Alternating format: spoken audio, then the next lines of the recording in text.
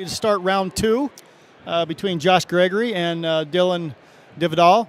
What a great way to open up the fights. I'll tell you what, we got a stacked card here tonight, Dana, all the way up to the pro bout. And it's a great night here in Butte. Place looks very full, and Butte America, as they call it. Night of fights in Butte America. Little Taekwondo spinning back kick right there. They're getting ready to get busy, the boys. What is that? He's giving him a standing 8 count. I missed it. I don't understand why. I didn't see any real punishing blows there to constitute a standing 8 count. Well, Dylin doesn't seem to be affected. He's jumping right back in there. That's a standing 8 count. Yep, that should be a standing 8 count. That was a right hook to the head. No, he's calling it a slip. Called it a slip. We won't have a standing 8 count on that one. I don't understand that. All right, back to the center of the cage. They're both engaging. Both have hands up. There's a good little exchange right there. And you can see Josh is from a traditional martial arts background. They do hold their hands a little bit lower. Yeah, most Taekwondo students you do Muay see. Thai or Thai fighters. Yeah, yeah, a lot. Josh is throwing a lot more kicks than what he is, and he does have his hands low, but throwing more kicks than he has been punches. Straight right. And there's 10 seconds left in this round. Little confusion between the two now. They get back after it. I didn't understand why he was talking to the ref, but there's a great right hand to end that round with. It looked like he stunned him a little bit. Round go back 3. to the corners. That's the end of the second round. They'll go back and get their instructions now, Dana. Well, what do you think? You're up here. You don't get to be down there with Dylin.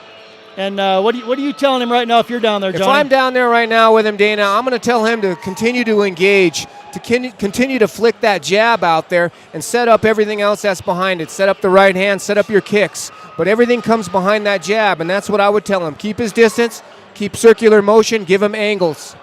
You know, I'm thinking Josh, with that size advantage, is going to use his length.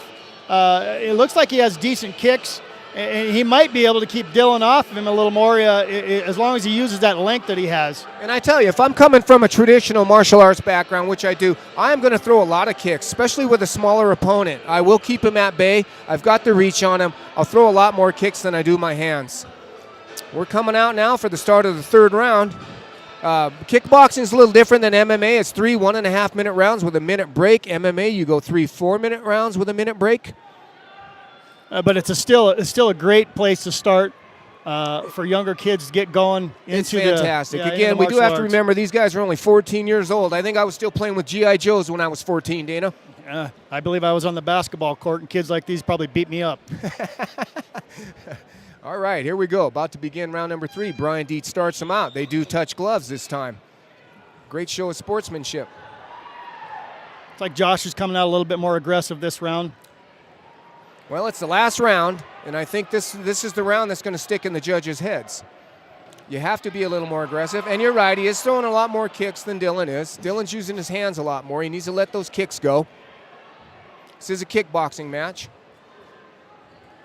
And they're pretty much right in front of each other, not a whole lot of lateral movement on the angles.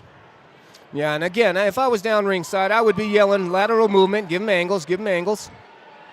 A little slip there by Dylin. Looks like Josh has got a bit of a bloody nose. Josh is a little bit tired. You can see he's got some fatigue setting in, and Dylan's kind of pressuring the action at this pace. He's making Josh back up. Josh's hands are down at his waist. There we go. There's a standing 8 count. Dylan's getting after him. Yep. I think Dylin has this guy on the backup right about now. What he needs to do is smell the blood and go in for the kill right about now. I'm betting he's going to. I think he's going to jump on him. He's getting a little breather there. Here we go. We train a lot of cardio, and I stress that cardio. Back to action. And it pays out when you come into the third round here. You can tell Dylan's got a ton of gas in his tank. Josh is a little bit tired. And he's not scared to throw down. 10 seconds left in this round. This is going to be a tough one to call, Dana. Well, this round's definitely went to Dylin. I think so, too. It's going to be the difference of what the judges scored on the first round. I think you can split that second and third round. That is one heck of a fight. I take my hat off to these 14-year-olds. That is fantastic. Well, now we can wait for the judges' scorecard. There's Dylin. They can only go up from here, Dana. Yeah, he's happy. I only wish I had this accessible to me when I was 14 years old. That would have been nice. Definitely would have been a good thing. I think a lot of kids that are, a lot of wrestlers, they transition right into MMA. And I know you were a wrestler in high school also, and it would have been something great. Yeah, Flathead High School. You're a Flathead Brave, and I was a Columbia Falls Wildcat. Exactly, and we didn't like compete against each other. Yes, we didn't like each other. No, we didn't. I We hope were you don't definitely take it out on me competitors tonight. back in the day. I love you, Dana. We've grown up together. I've known you a long time. Maybe that's why I got out of basketball and jumped into wrestling myself. I don't blame you. And again, like you said, I come from a wrestling background, a traditional martial arts background, and to me it seemed to go hand in hand with the jiu-jitsu. I love the ground fighting, and I stress a lot of ground fighting with my club. I hired Steve Jimenez as my Muay Thai coach, and so he handles all of our stand-up, and I just worry about the ground fighting aspects of it. Hey, well, Johnny, you might be a little biased, but watching these two kids, Dylin looks to be a little bit more excited than what Josh does.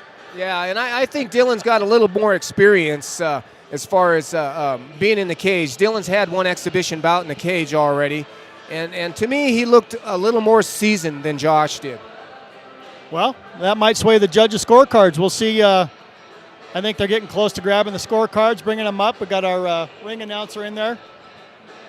Either way, my hat's off to these two kids. It's only 1% of the people that will actually step into this cage, Dana. 99% will sit in the crowd.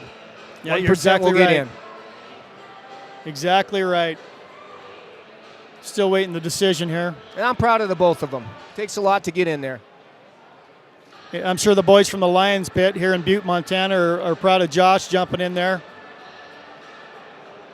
Everybody's anticipating what the Everybody's decision's waiting going for to the be. judges' decisions. Look at There's Dylin Dylin getting up up on the cage, waving the crowd on. There you go, creating a little excitement. That's a happy kid. He's got a little showman in him. Yeah, that's a happy kid.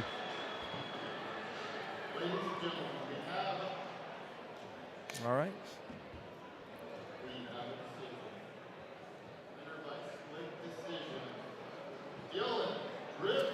Yes. Oh, there you go, Beautiful, Coach. Beautiful, beautiful. I'm very proud, and I saw the fight pretty much the same way. He was the aggressor. I think he landed more strikes. Even though Josh threw a lot of kicks, he wasn't landing a lot of kicks. I agree with the judges, not to be biased. Well, I'm not judging tonight. But my hat's off to that 17-year-old. He's got a bright future ahead of him. Oh, yeah. Yeah, it's just, there we go. It's good sportsmanship by Dylin.